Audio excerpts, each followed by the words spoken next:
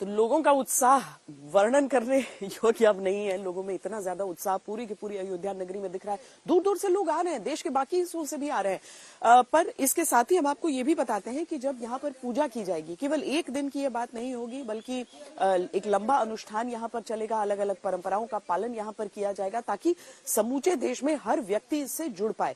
इन सारी बातों के बीच चंपत राय जी ने क्या कहा है पूजा के मुहूर्त को लेके, वो भी सुनाते हैं आपको।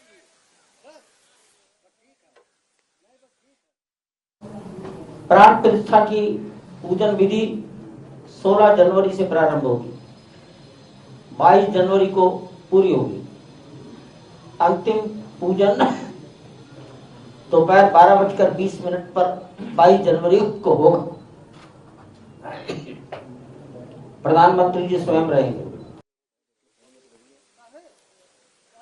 और जैसा कि हमने आपको बताया कि देश भर में हर जगह पर उत्साह है, लेकिन राम जी के साथ जिन जगहों का ज्यादा जुड़ाव होता है, जैसे छत्तीसगढ़ हो गया, राम जी का ननिहाल, वहां पर खूब उत्सव मनाया जा रहा है।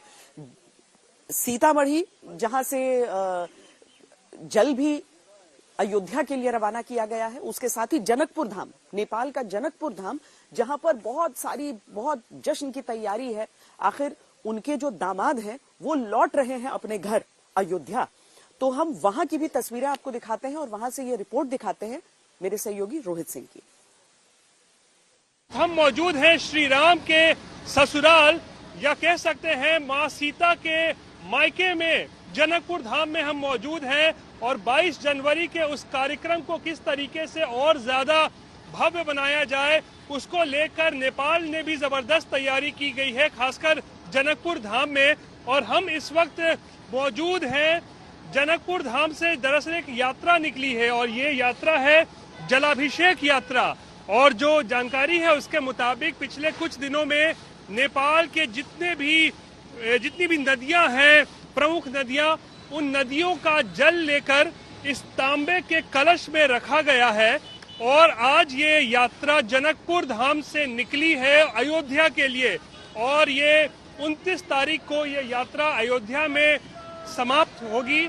और उसके बाद इस विशाल जो तांबे का कलश आप देख रहे हैं, इसका जल जो है ये सुपुर्द किया जाएगा श्री राम मंदिर ट्रस्ट को। और जिस दिन प्राण प्रतिष्ठा का कार्यक्रम होगा 22 जनवरी को, उस दिन इस जल से जलाभिषेक का कार्यक्रम होना तय है। और आसपास की तस्वीरें भी आप देखें किस तरीके से इसके दर्शन करने के लिए भी लोग यहाँ पर सैकड़ों हजारों की संख्या में जुट रहे हैं। जिस रास्ते से भी ये यात्रा गुजर रही है, लोग वहाँ पर पहुँच रहे हैं, जय श्री राम नमन कर रहे हैं, पूजा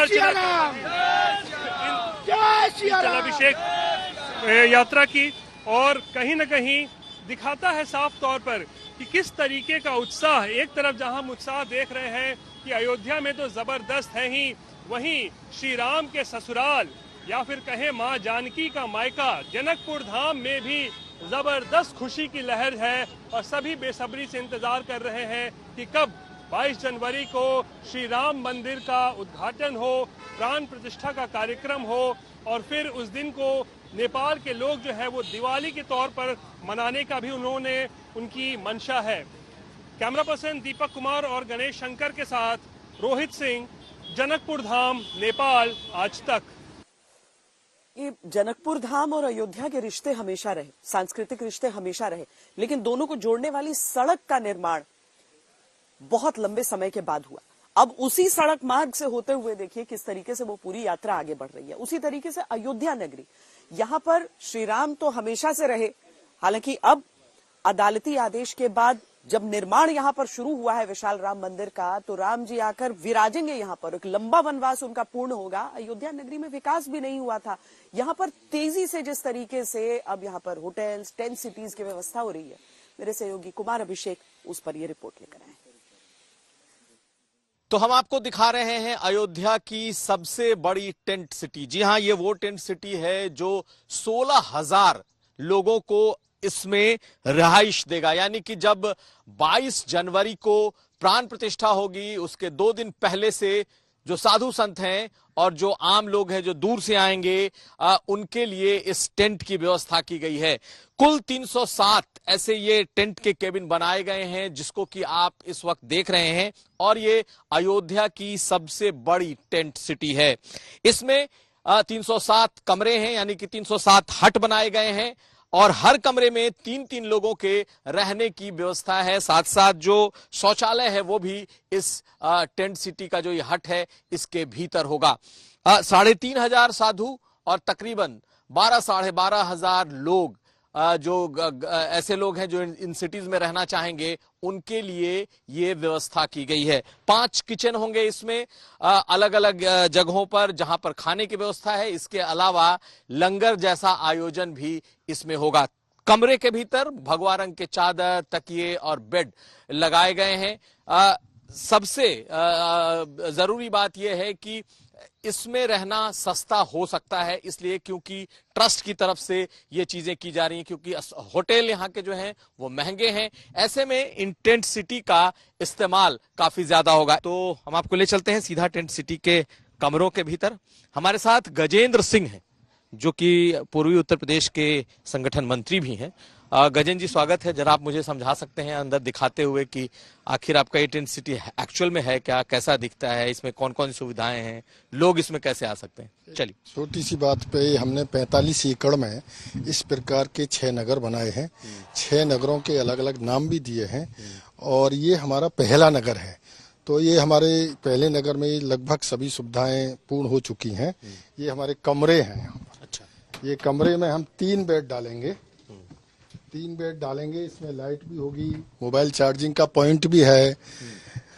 फिर इसमें हम बाकी कपड़े के लिए हैंगर है, रस्सी है, वो सब होगा। और ये अटैच है, लेटरिन बाथरूम दोनों अटैच है ये कमरे। इसमें ये शौचालय बने हैं? हाँ, शौचालय है, स्नान के लिए है, ये सब व्यवस्था यहाँ हम। यानी कि ये 1 रूम सेट जैसा है? 1 रूम सेट जैसा है। 3 बेड। तो ये इस तरफ इसकी भी व्यवस्था है कि कैसे एक कमरे के भीतर शौचालय का आपने व्यवस्था कर रखी है। इसके अलावा अगर हम देखना और समझना चाहें कि एक आम आदमी, क्या उसको इसमें रहने की सुविधा उसके लिए है, या सिर्फ साधु संतों के लिए, या जो लोग जुगाड़ वाले होंगे वही आ पाएंगे? नहीं, जुगाड़ तो यहाँ कोई चलती नहीं है। यहाँ तो सबको बुलाया है, पूरे देश में सबसे निवेदन कर रहे हैं आने के लिए। अयोध्या जी आए रामलला की प्राण प्रतिष्ठा होने के बाद, और दर्शन करें। जो यहाँ आएंगे उनके लिए भी है।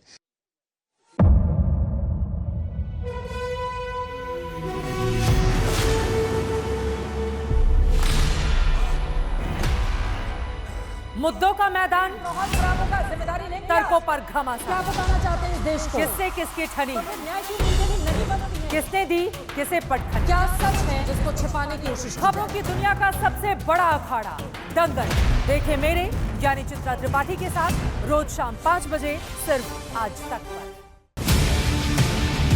ना पक्ष ना विपक्ष, ना लेफ्ट ना राइट, ना मिर्च ना मसाला, खबरों का बोलबाला। निडर, निर्भीक, सबसे सटीक स्पेशल रिपोर्ट सिर्फ आज तक पर। एयर रेड के ये सायरन समय समय पर आपको सुनाई देते। शौर्य की, भारत और चीन के बीच साहस की, सभी बाढ़ग्रस्त इलाकों का हवाई सर्वेक्षण किया है। सरोकार की, गाजीपुर में किसान से बातचीत करें। संघर्ष की, कश्मीर को आगे बढ़ना होगा। संयम की, भावनाएं भड़की या दंगे भड़काए गए। सवालों की, जनता के लिए, जनता के द्वारा, जनता की दस्तक। श्वेता सिंह के साथ सिर्फ आज तक पर।